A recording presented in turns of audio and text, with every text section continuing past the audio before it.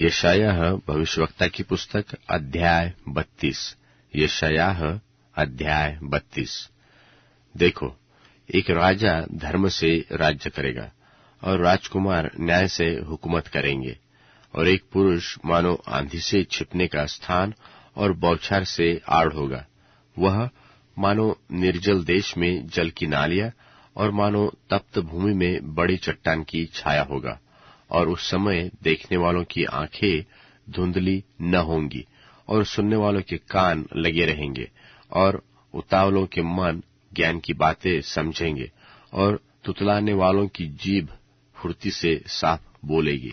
मूढ़ फिर उदारचित न कहलाएगा और न कंजूस दानी कहा जाएगा, क्योंकि मूढ़ तो मूढ़ता ही की बातें बोलता और मन में अनर्थ ही की बातें गढ़ता रहता है, कि वह बिन भक्ति के काम करे और यहोवा के विरुद्ध झूठ कहे, और भूखे को भूखा ही रहने दे और प्यासे का जल रोक सके।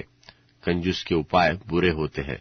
वह दुष्ट युक्तियां करता है कि जब दरिद्र और नम्र लोग ठीक बोलते हो तब उनको झूठी बातों में फंसाए, परंतु उदार चित्त मनुष्य उदारता ही की युक्तियां निकालता है। वह तो उदारता के कामों में स्थिर रहेगा। हे सुखी स्त्रियों, उठकर मेरी सुनो।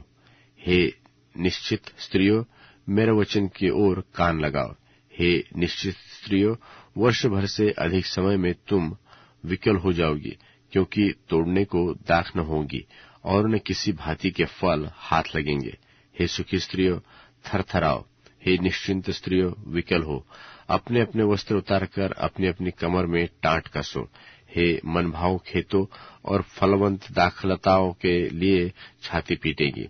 मेरे लोगों के बरन प्रसन्न नगर के सब हर्ष भरे घरों में भी भांति भांति के कटीले पेड़ उपजेंगे, क्योंकि राजभवन त्यागा जाएगा, कोलाहल से भरा नगर सुनसान हो जाएगा, और पहाड़ी और पहरुओं का घर सदा के लिए मांदे और जंगली गधों का विहार स्थान और घरेलू पशुओं की चराई उस समय तक बना रहेगा, जब तक आत्मा ऊपर से हम पर उंडेला न जाएगा और जंगल फलदायक बारी न बने और फलदायक बारी फिर बन न गिनी जाए। तब उस जंगल में न्याय बसेगा और उस फलदायक बारी में धर्म रहेगा, और धर्म का फल शांति और उसका परिणाम सदा का चैन और निश्चिंतता रहना होगा।